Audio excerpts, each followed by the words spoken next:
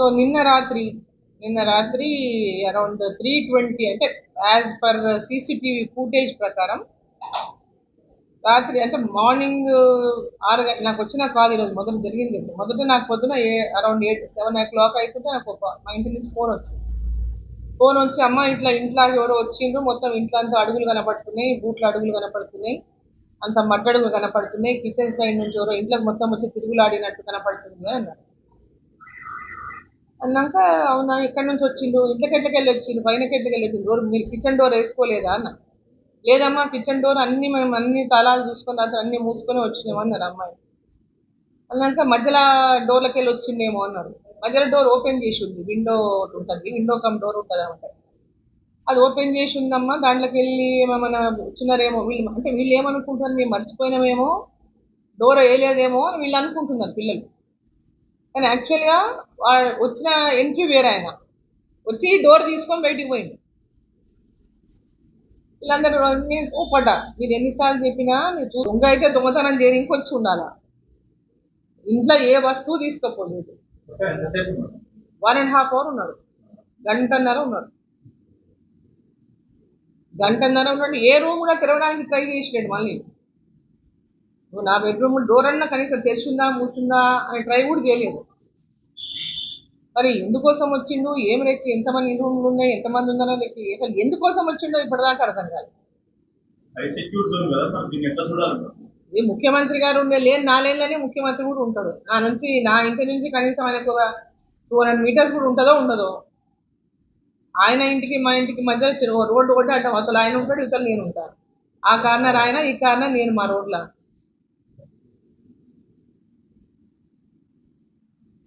దొంగతనం చేసుకోండి. కానీ ఇక్కడ పాపరు మా మనమరాలు రూమ్లోకి పోయిండు. ఒకవేళ నిజంగా ఆ టైంలో ఆమె మెలకు వచ్చింది అనుకోండి, శబ్దమో యుద్ధంతో మెలకు వచ్చి ఏదైనా నరిచింది అనుకోండి, నోరు మూసాన చంపొచ్చు, లేకుంటే ఏమన్నా ఆయుధాలు కత్తో గిత్తో ఉంటే పడవచ్చు. మన దగ్గర ఏమున్నదో మనకు తెలియదు కదా. ఇది చాలా అంత కలుసుకుంటే భయం అవుతుంది. దొంగ సెక్యూరిటీ వాళ్ళు ఎవరు లేరు, నేను ఉంటేనే సెక్యూరిటీ వాళ్ళు ఉంటారు, నేను లేకుండా ఇంటి దగ్గర ఎవరు, మా డ్రైవర్ తప్ప ఇంకెవరు ఉంటారు. నేను చాలాసార్లు కూడా నేను ఇంటి దగ్గర సెక్యూరిటీ కోసం కూడా అడిగినాను. ఎందుకంటే నేను ఎక్కువ టైం నేను కాన్స్టిట్యున్సీలోనే తిరుగుతుంటా. పార్లమెంట్ ఉంటే ఢిల్లీకి పోతుంటా, హైదరాబాద్లో ఉండేది చాలా అరుదు, ఎప్పుడైనా పోతే నైట్ పోతా, మళ్ళీ పొద్దున వస్తుంటా. సో దానికని ఇప్పుడు అక్కడ సెక్యూరిటీ అనేది చాలా అవసరం. నాకు సెక్యూరిటీ అనేది చాలా ఇంపార్టెంట్. ఎందుకంటే హాఫ్ ద టైం నేను మోస్ట్ ఆఫ్ ద టైం నెలలా 25 రోజులు బయటనే ఉంటా, 5 రోజులు ఇంట్లో ఉంటేనే ఉంటాను. నైట్ పూట, రాత్రుల పూట 25 రోజులు బయటనే తిరుగుతుంటాను. ఇలా కనీసం 25 రోజులు బయట తిరుగుతుంటాను. సో ఈ సెక్యూరిటీ కూడా నాకు చాలా ఇంపార్టెంట్. ఎందుకంటే ఇంటి దగ్గర ఎవరు ఉండరు. ఇప్పుడు ఒక ఎంపీగా ఉన్నప్పుడు, ఒక ఎంపీని సరే గతంలో కూడా మంత్రిగా చేసిన, సరే ఇప్పుడు భారతీయ జనతా పార్టీలో కూడా జాతీయ ఉపాధ్యక్షురాలుగా ఉన్నా, సరే ఎంతమంది వస్తుంటారు పోతుంటారు, మేము వచ్చినప్పుడు రావచ్చు, లేనప్పుడు రావచ్చు. కానీ ఇంట్లో ఒక సెక్యూరిటీ పర్సన్, నాకు కూడా సెక్యూరిటీ అనేది చాలా ఇంపార్టెంట్. అక్కడ ప్రభుత్వం కూడా ఇవన్నీ ఆలోచన చేయాలి. ఇప్పుడు ఒక విమెన్గా పార్లమెంట్ మెంబర్గా కూడా ఈరోజు ఇంత పెద్ద ఎత్తున సెక్యూరిటీ రీజన్స్, ఎందుకంటే ఈ సంఘటన చూస్తే సెక్యూరిటీ చాలా అవసరమైనటువంటిది ఈరోజు అనిపిస్తుంది. ఎన్నడూ కూడా నేను బాధలు కాలే సెక్యూరిటీ విషయంలో, ఏముంటలే ఏం చేస్తాం అనేటటువంటి విధంగా ఉండేది. ఎప్పుడైనా నేను బయట పోయినా 10 సార్లు రాత్రి 12 గంటల దాకా ఫోన్లు చేస్తూనే ఉంటా. డోర్లు వేసుకున్నారా, గేట్లు వేసుకున్నారా, సీసీ కెమెరాలు చూస్తుంటా చుట్టుముట్టు. నేను రాత్రి 1 గంట వరకు నిద్రపోను బయట ఉంటే కూడా. నేను చుట్టుముట్టు కెమెరాలు చూస్తూనే ఉంటాను. అందరు పడుకున్నారా, అన్ని గేట్లు వేసుకున్నారా, డోర్లు వేసుకున్నారా అని చూస్తూనే ఉంటాను. నా ఫోన్లో సీసీ కెమెరా యాప్ ఉంటుంది కాబట్టి చూసుకుంటూ ఉంటాను. బట్ ఈ సంఘటన విషయంలో చూస్తే మటుకు సెక్యూరిటీ చాలా అవసరం. కానీ వాళ్ళు ఎందుకు వచ్చిండ్రు, దేనికోసం వచ్చిండ్రు, ఏం చేయడానికి కోసం వచ్చిండ్రు, ఏ రకంగా ఉద్దేశంతో వచ్చిందో అది పోలీసు వాళ్ళు రేపు విచారణ చేస్తే తప్ప తెలుస్తుంది. అసలు మాకు అసలు ఏం అర్థమైతలేదు. దీంట్లో ఏందనేది అసలు అర్థం కాని విషయం. ఇప్పుడు వాళ్ళు ఏమన్నారంటే ఇంట్లో ఇంతకుముందు ఎవరైనా పని చేసిన వాళ్ళు, వెళ్ళిపోయిన వాళ్ళ గురించి అట్లాంటి వాళ్ళు ఏమన్నా నంబర్లు ఉంటే కూడా ఇవ్వమని అన్నారు. అప్పటి నంబర్ కూడా ఇచ్చినాం మనం. సరే మరి వాళ్ళు ఇంట్లో పని చేసి పోయిన వాళ్ళు వస్తే నేను దొంగతనం కోసమే రావాలి కదా. ఎవరైనా వచ్చిపోయిన వాళ్ళు ఉంటాడు, నేను దొంగతనం కోసమే రావాలి. ఆ దొంగతనం ఏదైనా తీసుకుపోవాలి కదా వచ్చినోడు. ఏ దొంగతనం కాలేదు, ఏమి తీసుకుపోలేదు. సో దానికనే పెద్ద వరి ఇక్కడ.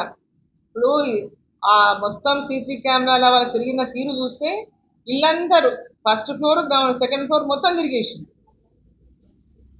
సో ఎందుకోసం వచ్చిండు, ఎందుకు ఇవన్నీ చూసుకొని పోవాల్సి వచ్చింది ఇంట్లో? ఇంకెవరు ఉంటారని వచ్చిందా, ఎంతమంది ఉంటారని వచ్చిందా, ఏముంటుందని వచ్చిందా, ఏది కోసం వచ్చిందో మాకు అర్థం కాలేదు. అవును ఏదో ఎత్తుకపోయిండు, టీవీ ఎత్తుకపోయిండు, లేకపోతే ఇంకేదో కంప్యూటర్ ఏదో ఎత్తుకపోయిండు, ఇంకేదో ఫోన్లు ఎత్తుకపోయిండు అంటే దొంగ వచ్చిండు తీసుకుపోయిండు. ఏదైనా అనుమాన డబ్బులు దొరికినాయి తీసుకుపోయిండు అంటే తీసుకుపోయిండు. కానీ ఇది చిత్రంగా ఉంది. ముఖ్యమంత్రి గారికి ఒకటే డిమాండ్ చేస్తున్నా, ముఖ్యమంత్రి గారు నా భద్రత గురించి ఆలోచించాలి. ఎందుకంటే గతంలో కూడా అంటే మా ఫ్యామిలీ హిస్టరీ కూడా తెలుసు. మా ఫ్యామిలీలో కూడా గతంలో మా ఫాదర్ మీద జరిగినటువంటి నక్సలైట్ల అటాక్ గురించి కూడా వాళ్ళకి తెలుసు. నేను ప్రస్తుతం ఉన్నటువంటి పొలిటికల్ ఇది మనం అనుకోవచ్చు, అంతా బాగుందని మనం అనుకోవచ్చు కాక, కానీ ఎక్కడో చోట మాకు మెరమెర అనిపిస్తుంటుంది సెక్యూరిటీ విషయంలో. నా హస్బెండ్ కూడా నేను సెక్యూరిటీ అడిగిన, వాస్తవంగా నరసింహారెడ్డి గారికి కూడా ఎక్స్ఎమ్మెల్యే, వారికి సెక్యూరిటీ ఇవ్వాలి, ఎక్కడంటే వారు కూడా తిరుగుతూనే ఉంటారు కాన్స్టిట్యున్సీలలో. మా ఫ్యామిలీకి ఉన్నటువంటి బ్యాక్గ్రౌండ్ చూసి మీ సెక్యూరిటీ ఇవ్వాలని కూడా కోర్టు లెటర్ కూడా ఇచ్చిన, ఇప్పటిదాకా వాళ్ళకి సెక్యూరిటీ ఇవ్వలేదు. సో నేను ముఖ్యమంత్రి గారికి కోరుతున్న ఇవాళ మా ఫ్యామిలీ సెక్యూరిటీ గురించి తక్షణమే మీరు చర్యలు తీసుకోవాలని చెప్పి మీ ద్వారా ముఖ్యమంత్రి గారిని కోరుతున్నాను. నా ఇంటి దగ్గర కూడా భద్రత ఏర్పాటు చేయాలని చెప్పి నేను ముఖ్యమంత్రి గారిని కోరుతున్నాను.